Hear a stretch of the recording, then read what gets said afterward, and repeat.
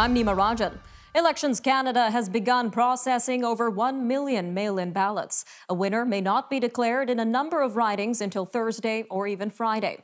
There are fewer than 1,000 votes separating the leading NDP candidate and a Conservative challenger in the BC riding of Nanaimo-Ladysmith, with almost 7,900 mail-in votes still to be counted. Federal party leaders are facing questions and uncertainty about their futures. This following an election campaign that left Canada's political landscape largely unchanged. Jagmeet Singh says he feels secure in his leadership despite the NDP seat count barely shifting. Conservative leader Erin O'Toole is indicating he has no intention of stepping down as the Conservatives return as the official opposition.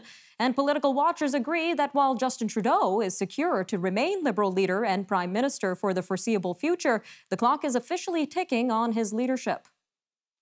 Well, meanwhile, a somber Erin O'Toole says he has ordered a post-election review of the Conservative campaign. This after Team Blue failed to gain any ground on their main rivals, the Liberals. Despite winning the popular vote for the second election in a row, the Conservatives made little headway in terms of seat gains and will return as the official opposition. After Monday's election, 11 Indigenous candidates will be heading to Parliament Hill. Still, in areas with a high percentage of First Nations people, like northern Saskatchewan and Manitoba, not much has changed, as non-Indigenous incumbents keep their seats. Political scientist Philip Charbonneau says voter apathy toward the election and low voter turnout on reserves likely played a role in such outcomes. 3 new Indigenous members of Parliament were elected, and 8 Indigenous incumbents have kept their seats. Environment groups say the 2021 federal election was a big win for climate action in Canada.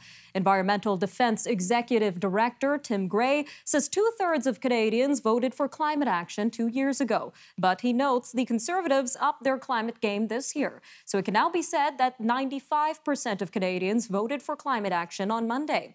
He says that bump in support for the issue leaves no room for any party or government to block efforts any longer. The Canadian Chamber of Commerce wants the newly re-elected Liberal government to make pandemic recovery its top priority. It says the problems confronting small businesses are now more urgent due to the 4th wave of COVID-19. And it wants targeted support for hard-hit industries like tourism and hospitality. The Chamber also wants the government to extend the wage subsidy and rent relief programs for businesses.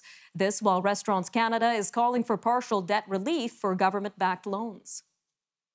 Alberta Premier Jason Kenney has shuffled his cabinet. Tyler Shandro has been shuffled out of the health file and into Labour and Immigration. He swaps positions with Jason Copping. Premier Kenney insists that it was Mr. Shandro's idea to leave the role of Health Minister. Mr. Kenney also noted he's endured a grueling 2 years of criticism about the COVID-19 crisis, a summer of harassment from anti-vaccination protesters, and an ongoing dispute with Alberta physicians. 2 more provinces are rolling out their versions of a COVID-19 vaccine passport program today. Ontario's vaccine certificate system will force patrons at dine-in restaurants, nightclubs, gyms, sports facilities, and other venues to present a receipt of full vaccination against COVID. Government-issued identification is also required to be allowed inside. And New Brunswick residents now must also show proof of full vaccination to access certain businesses, events, and services. Quebec's premier says his Conservative-leading government is looking at what it can do to stop people from protesting COVID-19 health orders outside schools and hospitals. François Legault says his government will use whatever is necessary to prevent people from disrupting students attending school or healthcare workers going to work. Prince Edward Island Premier Dennis King has announced the province will launch a vaccination passport system on the 5th of next month. It will start off with a paper proof of vaccination, with a QR code being rolled out later in October. Premier King says islanders will have to show proof of vaccination to get into restaurants, sporting events, concerts, wedding and funeral receptions. Training camps begin around the NHL this week, less than 80 days since the Tampa Bay Lightning hoisted the Stanley Cup.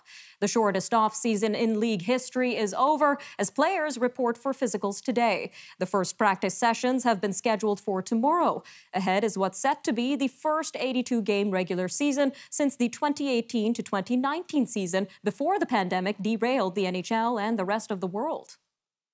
All right, we'll be right back after the break. Coming up, we have an interview with Mr. Thomas Caldwell of Caldwell Securities on what is next after the federal election.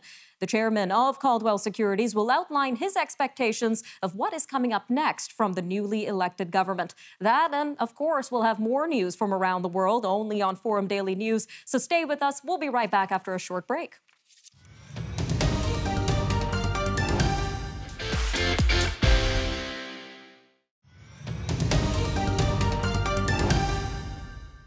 Federal leaders across Canada's political spectrum woke up Tuesday facing post-election hangovers, characterized by questions and uncertainty about their respective futures. This following an election campaign that produced no clear winners.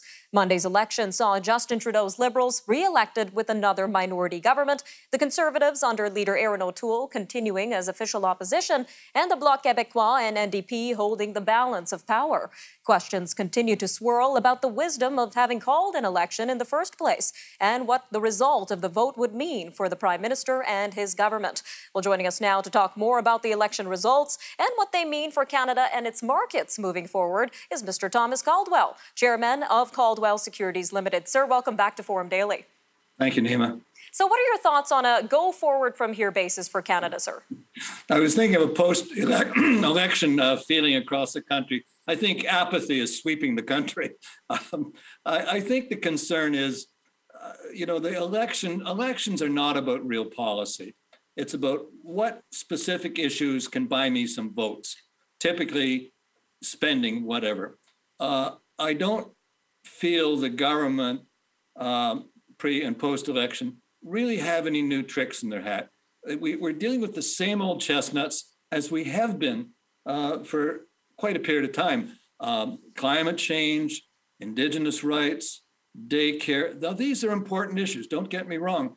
But theoretically, national governments have got to do a bigger job than that. I mean, where are we going to get our economic growth? What are your policies for economic growth, for creating jobs, for a lot of entrepreneurial young Canadians? What do you plan to do there? And not Mickey Mouse little grants. What is it about setting the framework? Canada is not a bad country to start a business. It's not a good country to build a business. So that's one. What are you going to do in terms of, say, competition internationally? Countries are in competition with businesses and new enterprise, just the way companies are. What are we doing to make Canada an attractive environment? And the third thing, what are we doing to get Canada a voice again in world matters? I mean, the Prime Minister in one of his numerous elections said, Canada's back. No, we're not back. Nobody listens to us because we say the same old, same old. So those are the three things: economic growth, country competition, and having a say in world affairs. And oh, by the way, something not mentioned in the election, what about the two Michaels that are in solitary confinement? This government hasn't done anything to get them out of that. And they should have been out a long time ago. If that means letting that lady go in BC, do it.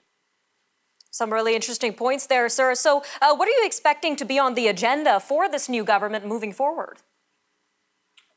Self-preservation, I think, is the main thing that the government seems to be content with. They will do with these popular, spend some money, buy votes, buy popularity. It's a very dangerous thing for a leader to want everybody to like him because you can't make tough decisions. And he's not able to do that, not capable to do that. So I think we're seeing a tremendous amount of spending going on with no thought whatsoever. And remember, the laws of economics are immutable. Sooner or later, you spend enough money, build enough debts, you're going to have a problem. Now, Trudeau the first was able to get our Canadian dollar down to 65 cents. I believe that Trudeau the second has a very good chance of doing exactly the same thing.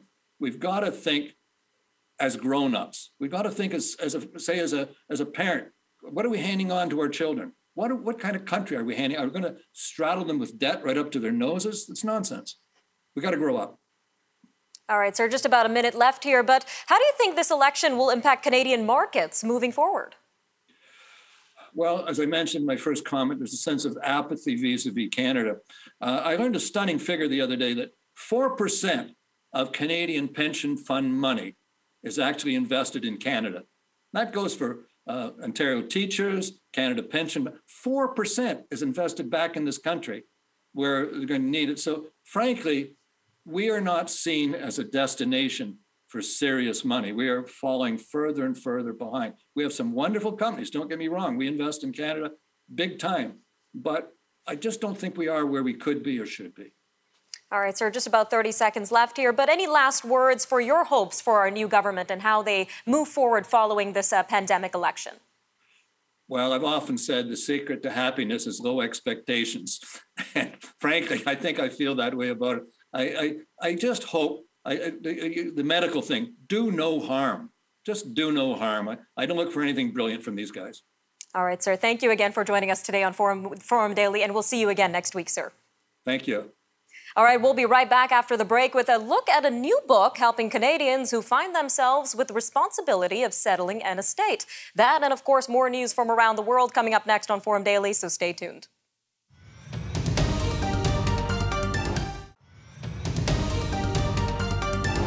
The passing of a loved one can be a difficult time, and settling their estate can be equally as stressful for family and friends, which is why a new book looks to help others navigate that process. A 2012 study by CIBC finds that 84% of respondents have named a friend or family member as executor. However, of those, about 80% had no prior experience in administering a will. One of those people was Mr. David Eadie. This is why he decided to write a book so others would not have to go through what he did. Executor Help: How to Settle an Estate is aimed at making things easier for people who find themselves in the role of executor. Well, to tell us more about the book and its main takeaways is the author himself, Mr. David Eadie. Sir, welcome to Forum Daily. Thanks for having me. So, sir, can we start with a quick description of what an executor is and the responsibilities this role has? Sure. An executor, or in Quebec, a liquidator, is someone who's been given the responsibility to administer the last will and testament of a deceased person. Hopefully, that person has let them know that they've been given that responsibility, because there's so much involved with the job. All right, sir. And as we mentioned, you wrote this book from personal experience. So can you share with us your story and how this book came to be? Absolutely. May 29th, 2011, my mom passed away. 8 months later, my dad passed away, both from cancer.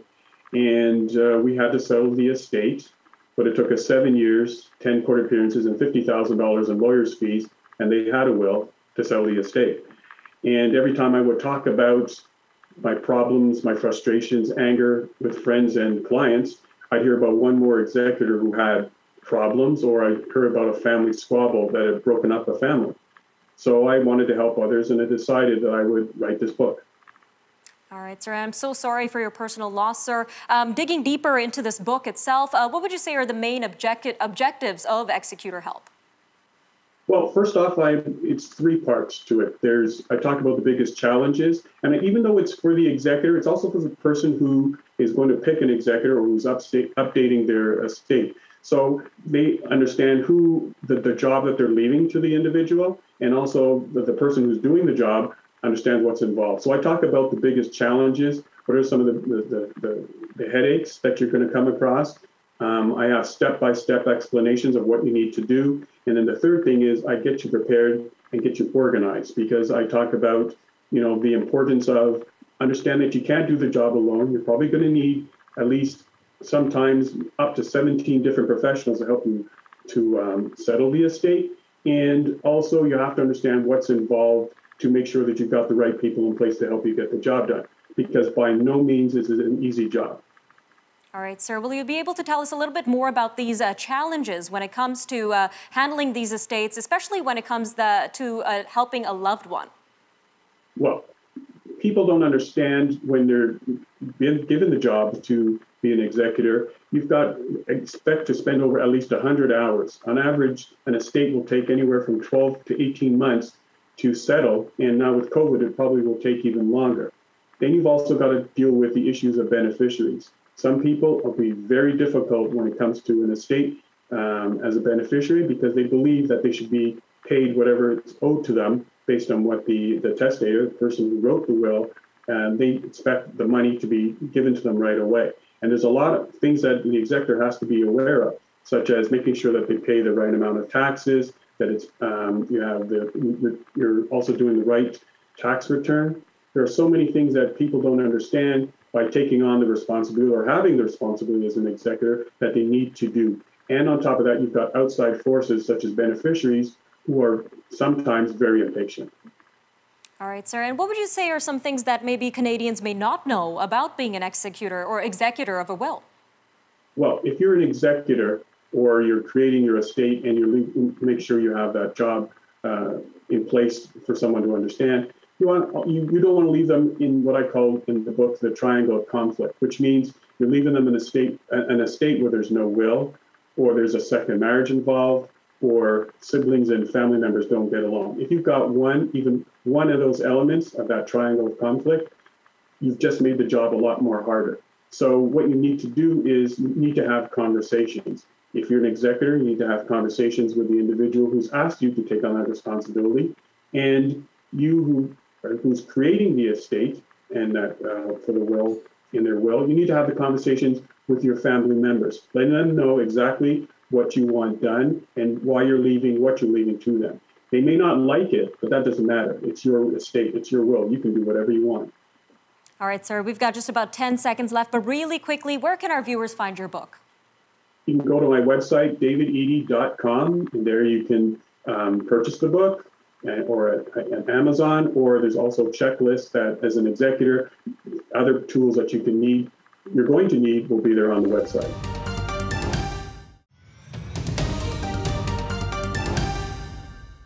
The U.S. House of Representatives has approved legislation to fund the government, suspend its borrowing limit, and provide federal disaster and refugee aid.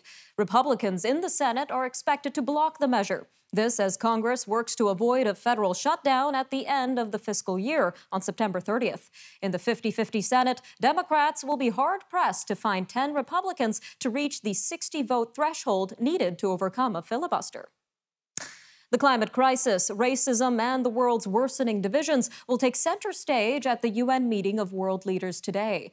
The meeting at the UN General Assembly in New York comes a day after Secretary General Antonio Guterres issued a grim warning that we are on the edge of an abyss.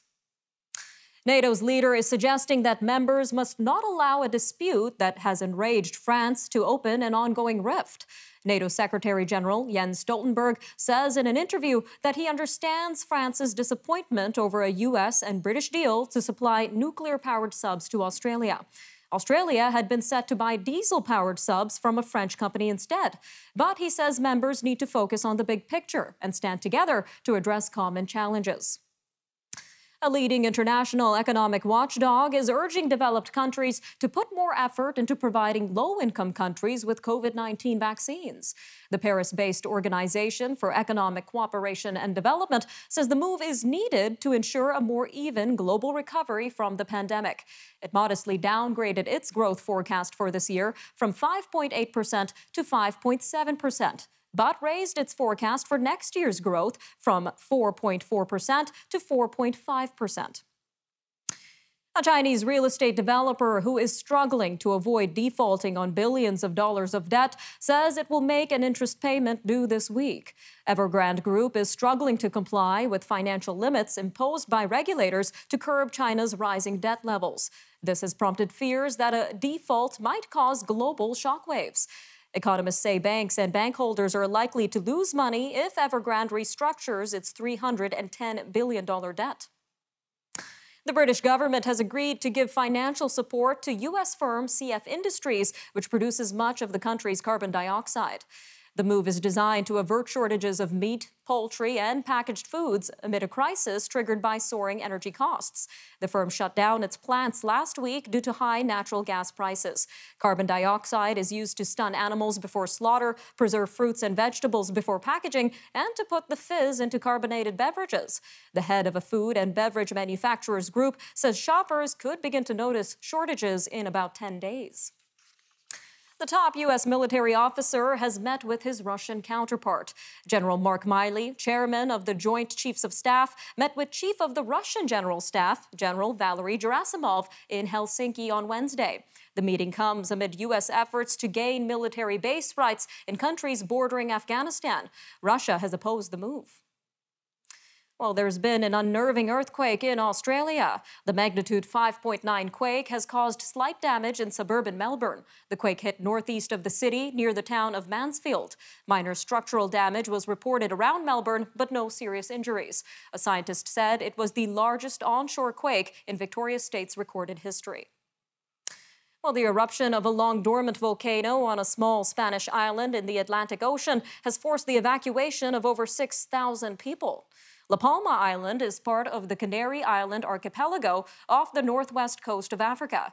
No casualties have been reported, but the damage is already considerable, with nearly 200 homes destroyed. Scientists are warning that more dangers lie ahead this week when the rivers of molten lava finally reach the ocean and produce clouds of toxic gas. The disappearance and death of American woman Gabby Petito and the police hunt for her boyfriend have garnered a whirlwind online. The 22-year-old disappeared while on a cross-country road trip with a boyfriend. He is now being sought by authorities in Florida. Many online theories, tips, and possible sightings have been shared via online platforms. While it is not clear if the online attention has been helpful, experts say it underscores the intersection between social media and the public fascination with true crime stories. An official for the Australian Taekwondo Association says 7 female Taekwondo athletes who fled Taliban-controlled Afghanistan have resettled in Melbourne. Chief Executive Heather Garriock says it was with the help of a former Australian national soccer team captain and humanitarian advocate.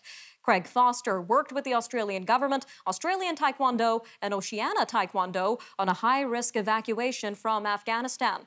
The Taliban has forbidden women from athletic competition.